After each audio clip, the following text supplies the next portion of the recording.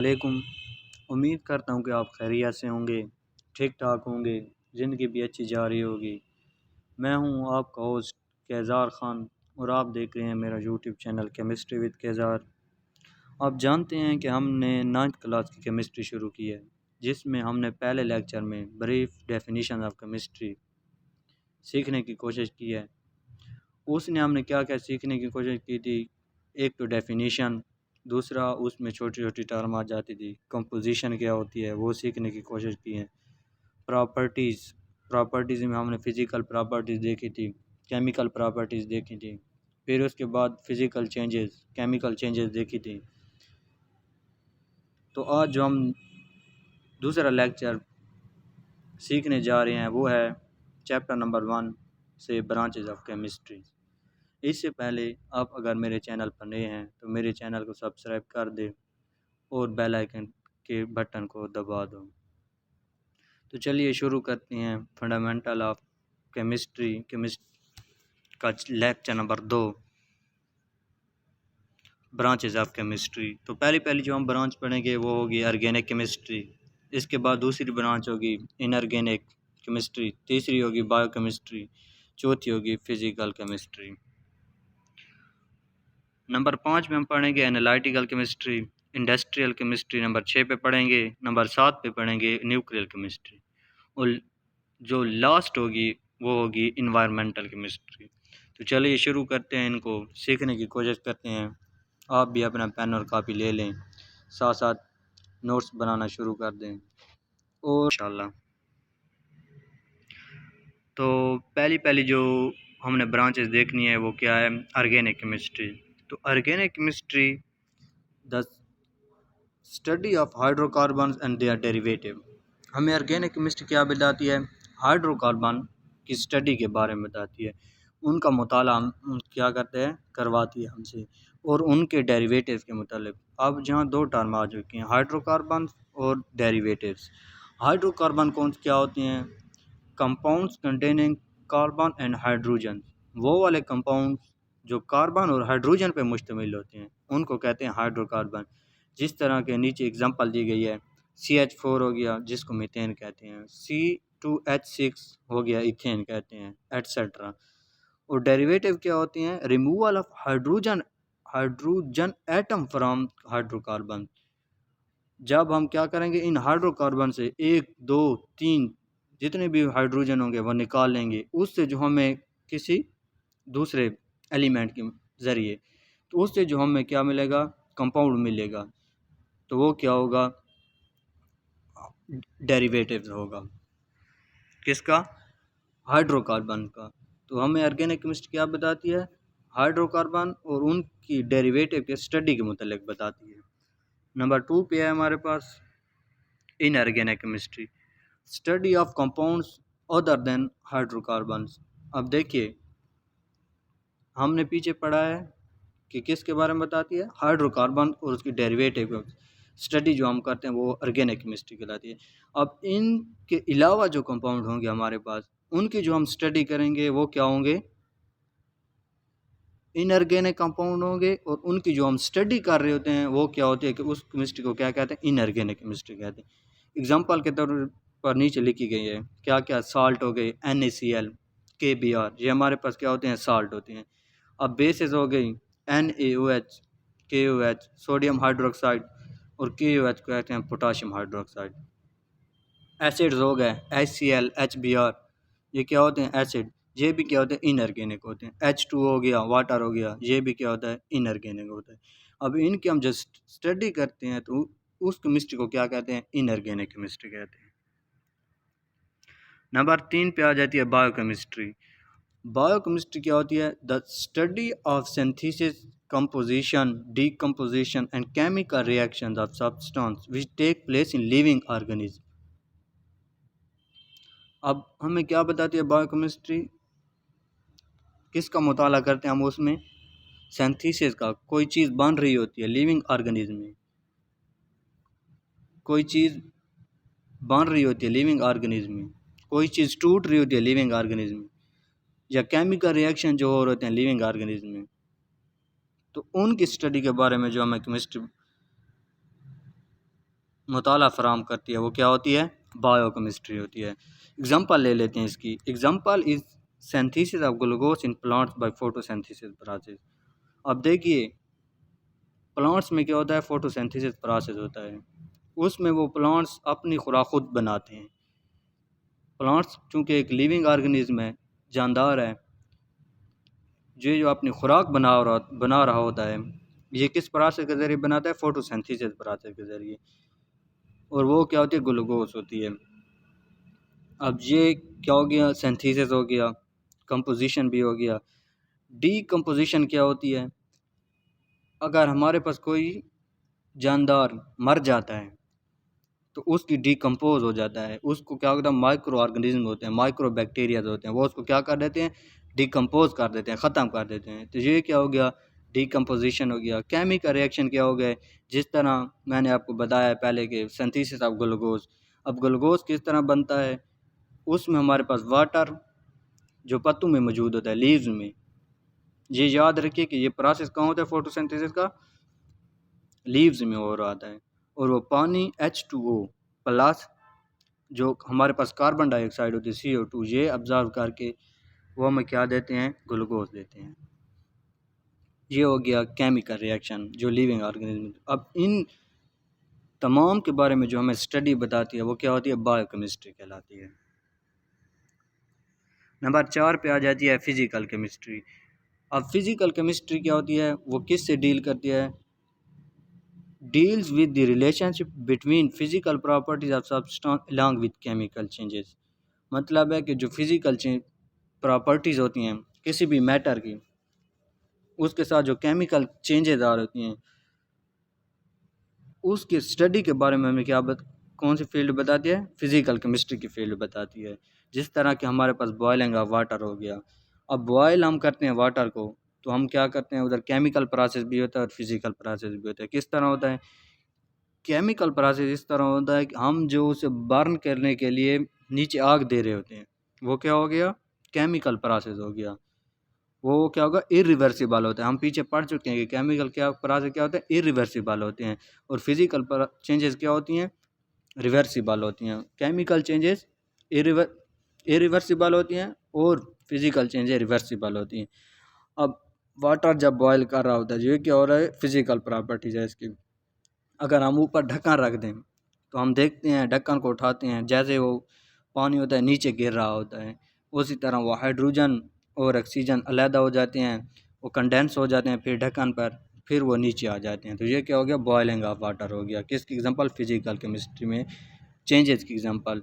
Physical properties और chemical properties, और physical changes और केमिकल चेंजेस, ये हम पहले लेक्चर में देख चुके हैं। अगर आपको इसके बारे में मज़ीद समझ ना आ रही हो तो वो फिर लेक्चर नंबर 1 देखें, उसमें ब्रीफ डेफिनेशन ऑफ केमिस्ट्री में, उसमें मैं आपको ये समझा चुका हूँ मुकम्मल तौर पर। तो नंबर 5 में हमारे पास आ जाती है एनालिटिकल केमिस्ट्री। एनालिटिकल केमिस्ट्री में क्या बताती है, tells about the study of qualitative and quantitative analysis of matter. अब ये हमें किसके बारे में बताती है, क्वालिटेटिव और quantitative analysis of matter. Matter के क्वालिटेटिव और क्वांटिटेटिव एनालिसिस, तजज़िये के बारे में बताती है। क्वालिटेटिव क्या होते हैं, क्वालिटेटिव हमें बताते हैं कि सैंपल जो हमने वाटर लिया है मिसाल के तौर पर, उसमें कौन कौन से कंपोनेंट मौजूद हैं, तो ये क्या हो गया, क्वालिटेटिव हो गया। It tells about whether chemical component is present in a sample. मतलब है कि हमने कोई वाटर लिया सैंपल के तौर पर, उसमें हम चेक कर रहे हैं कि इसमें इम्प्योरिटीज़ कितनी हैं। जो इम्प्योरिटीज़ होंगी वो हमारी क्या होंगी, केमिकल कंपोनेंट होंगी, और वाटर जो मुकम्मल होगा वो हमारे पास क्या होगा, सैंपल होगा। क्वांटिटेटिव क्या होते हैं, it tells about the amount of chemical substance present in a sample. मतलब है कि हमारे पास कितनी इम्प्योरिटीज़ निकली हैं वाटर में से, वो क्या हो गया, वो जो इम्प्योरिटीज़ होंगी वो क्या होंगी, क्वांटिटेटिव होंगी। वो अमाउंट मिकदार होगी जो किस में मौजूद होगी, वाटर में मौजूद होगी, जिसने वाटर को इम्प्योर कर रखा है। नंबर 6 पे आ जाती है हमारे पास इंडस्ट्रियल केमिस्ट्री। इंडस्ट्रियल केमिस्ट्री की डेफिनेशन क्या है, such chemistry tells about techniques and chemical processes for this preparation of different industrial product. ये केमिस्ट्री की वो शाख होती है, वो ब्रांच होती है जो हमें टेक्निक्स और केमिकल प्रोसेस के बारे में बताती है जो इंडस्ट्री में हो रहे होते हैं। आजकल आप तकरीबन जानते हैं कि इंडस्ट्रियल रेवोल्यूशन आ चुका है। तकरीबन जो हम कपड़ा पहनते हैं, जूते पहन रहे हैं वगैरह, जो भी चीज़ है तो वो क्या हो गया, इंडस्ट्रियल बेस हो गई। वो हमें इंडस्ट्री से मिल रही है, वो हमारे इंडस्ट्री प्रिपेयर कर रही है, मकान बना रहे हैं, आबादी बढ़ती जा रही है तो मकान बढ़ा रहे हैं वगैरह वगैरह, जो भी चीज़ बना रहे हैं वो क्या करते हैं, इंडस्ट्री ही है। इंडस्ट्री ही की बदौलत हमें मिल रही है। तो इसमें क्या हो गया, सीमेंट हो गया, एग्जांपल क्या हो गई, सीमेंट हो गया, ग्लास हो गया, फर्टिलाइजेशन हो गई। जैसा कि आप अब क्या करते हैं, ज़राअत के लिए, खेती बाड़ी के लिए खादें लेते हैं तो वो क्या बना के देती है, हमें इंडस्ट्री बना कर देती है खादें वगैरह, वो हमें क्या है, इंडस्ट्री प्रोवाइड करती है। इसके अलावा कपड़ा हो गया, वो भी हमें इंडस्ट्री प्रोवाइड कर रही है। जिस तरह के कपास से कपड़ा बनता है वगैरह वगैरह, धागा बनता है, ये फिर इस तरह ये प्रोसेस हो गई, ये टेक्निक्स हो गई, कौन कौन सी टेक्निक्स इस्तेमाल करते होंगे, ये क्या बताती है हमें, इंडस्ट्रियल केमिस्ट्री बताती है। सीमेंट हो गया, गिलास किस तरह प्रिपेयर होते हैं, वैराइटीज़ आ चुकी हैं मुख्तलिफ़ गिलासेस की। आप भी आपने भी देखे होंगे, मुख्तलिफ़ गिलासेस आ चुके हैं। सीमेंट भी मुख्तलिफ़ जो हैं वो किस्म के आ चुके हैं। तो ये हमें इसमें जो टेक्निक्स इस्तेमाल होती हैं, केमिकल प्रोसेस इस्तेमाल होते हैं, वो हमें केमिस्ट्री की इंडस्ट्रियल जो शाख है, जो इंडस्ट्रियल केमिस्ट्री है, वो बताती है हमें इनके बारे में। नंबर 7 पे आ जाती है न्यूक्लियर केमिस्ट्री। न्यूक्लियर केमिस्ट्री किससे डील करते हैं, it deals with study of nucleus. ये क्या करती है, न्यूक्लियस की स्टडी के बारे में हमें बताती है।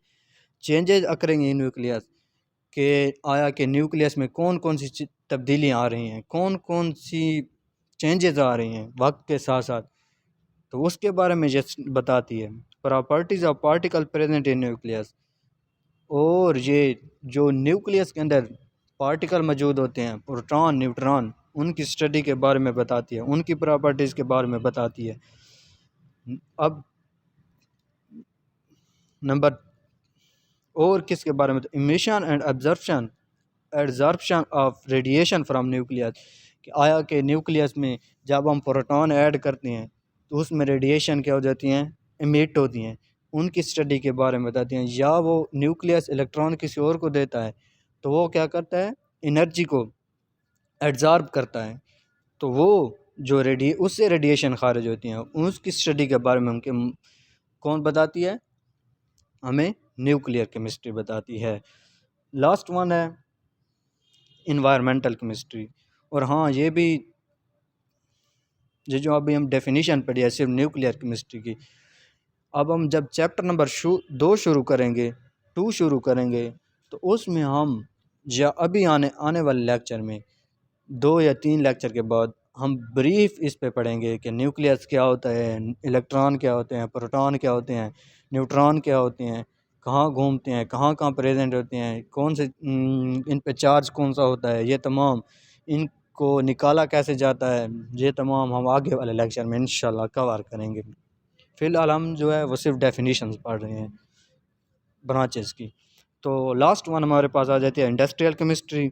इंडस्ट्रियल केमिस्ट्री क्या डील करती है, it deals with interaction of substance with environment. अब ये क्या करती है, हमें इन्वायरमेंट, जैसा कि नाम से भी आप देख रहे हैं इन्वायरमेंट, अब हम स्टडी करते हैं इन्वायरमेंट की, तो वो क्या होती है, किस इंडस्ट्रियल क्या होती है, इन्वायरमेंटल केमिस्ट्री होती है, सॉरी, हम किस में स्टडी करते हैं, इन्वायरमेंटल केमिस्ट्री में, तमाम माहौल की, कि आया इन्वायरमेंट में कौन कौन सी चीज़ें आ रही, चेंजेस आ रही हैं, इन्वायरमेंट में कौन कौन से पॉजिटिव हमें चीज़ें मिल रही हैं, इन्वायरमेंट पे कौन सा नेगेटिव इफ़ेक्ट आ रहा है, पॉपुलेशन बढ़ने की वजह से या अब आलूदगी बढ़ने की वजह से वगैरह वगैरह।